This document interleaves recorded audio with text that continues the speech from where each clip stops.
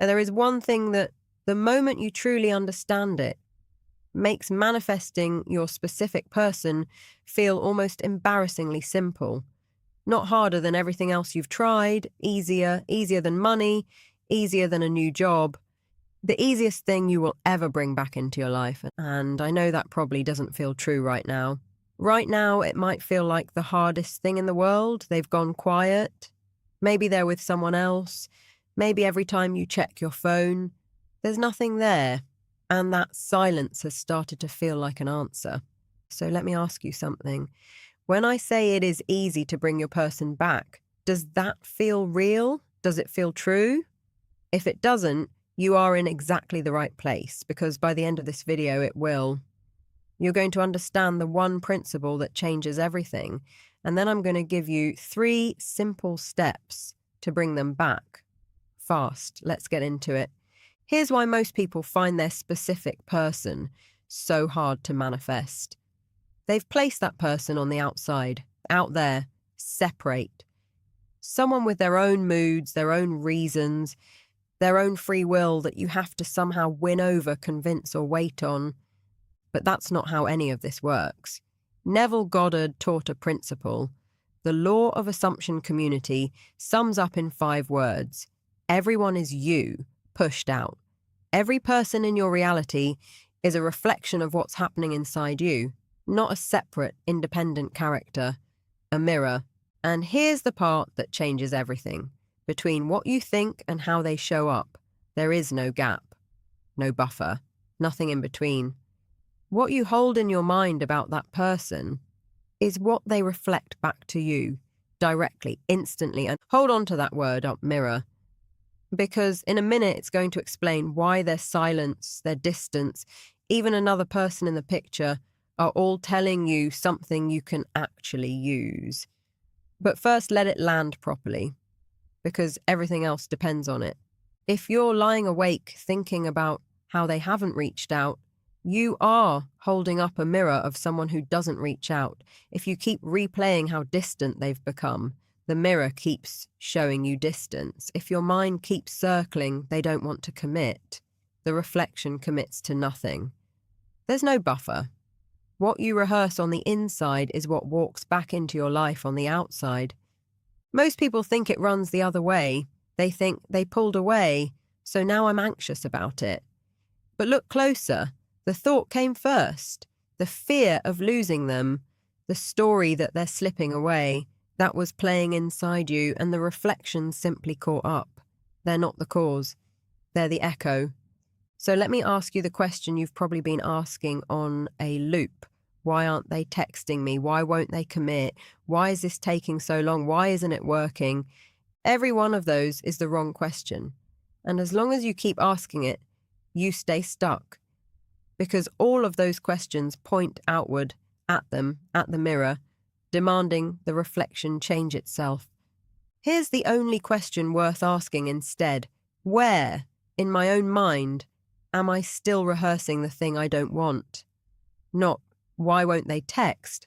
But, where am I quietly living in the version where they don't? That's it. That's the whole shift. You stop interrogating the reflection and you go straight to the source. You might be wondering, okay, but how do I actually do that? How do I find where it's hiding and change it without obsessing over them all day? That's exactly what the next 3 steps are for. And they're simpler than you think. Step 1, catch the reflection. Before you change anything, you have to see it clearly.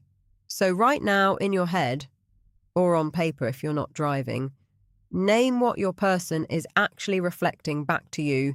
Keep it short. 3 things, maybe 4, no essays. Maybe it's they've gone cold, they won't commit, they're talking to someone else. Whatever it is for you, get it out of the fog and into plain words, because you can't change a reflection you've never actually looked at. This is just you taking inventory of the mirror, and now naming it is only half of it. The real work is finding where that reflection is coming from, and that's step 2. Step 2, find where you're feeding it. Take the first thing on your list and ask, where in my day am I actually rehearsing this? Not out loud, quietly, in the gaps. When you're falling asleep, when you open your phone, when their name comes up and your stomach drops. And let me make this concrete. Say the reflection is they've gone cold. Watch yourself for a day and you might catch it everywhere. Every time their message reads dry, you zoom in on it. You replay it. You build a little case in your mind for how they're pulling away, how they don't care like they used to.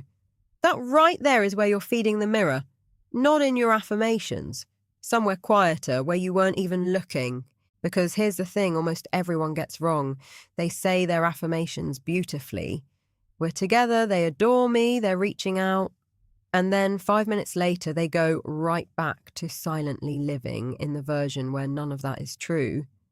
That's the disconnect. The affirmation is the new story, but the running thought underneath is still the old one. And the reflection follows whichever one you actually live in, not the one you recite. These thoughts hide. They tuck themselves into the corners of your day, like something you keep meaning to deal with and never quite catch. So go looking. Once you can see exactly where and when the old story plays, you've already solved half of this. Which brings us to the last step, the one that actually flips it. Step 3, flip the story you live in. Now that you know where the old story lives, you get to replace it. And this is gentler than people expect. You are not forcing anything. You're not white-knuckling positive thoughts all day. You're just catching the old story when it starts and choosing the version you actually want instead. Every time your person crosses your mind, ask yourself one quick thing. Am I picturing what I want, or am I replaying what's wrong? It's never a hard question. You'll know in a second. And if you catch the old one, you simply turn toward the new one. They reached out. It's warm between us. We're together, and it's easy. Live there for a moment, then let it go and get on with your day. That's the entire practice. Catch it, flip it, move on. Do that consistently and the mirror has no choice. Because there's no buffer, remember. Change what you persist in. And the reflection has to follow. Now I can already hear the question because it's the one that keeps people up at night. But what if they're with someone else? What if there's a third party? What if the situation is just impossible on paper? Here's the truth, and I want you to really sit with it. The circumstances don't matter. A third party is not a wall. It's just another part of the reflection. Remember the principle. Everyone is you, pushed out. That includes the other person in the story. They are not some independent force with power over your life. They're appearing in your reflection the same way everything else is. It doesn't matter if your person seems committed elsewhere. It doesn't matter how long it's been or what was said or how final it looked. None of that is the cause of anything. It's all reflection. And a reflection can change the instant the thing casting it changes. The third party, the distance, the silence, these aren't your obstacles. They're just the current readout of the old story.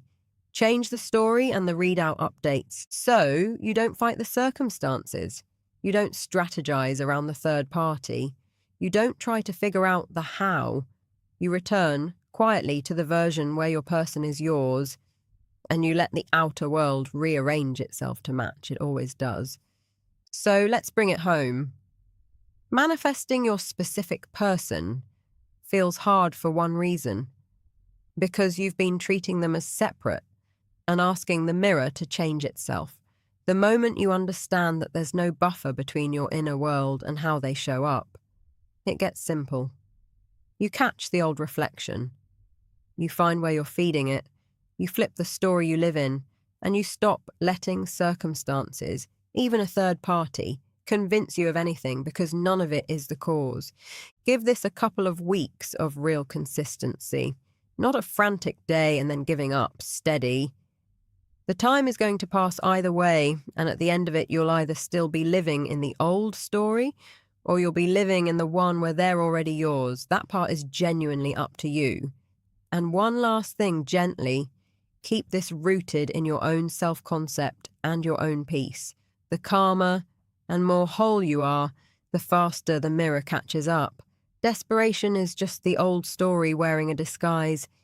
If this made the law of assumption finally click for you, subscribe.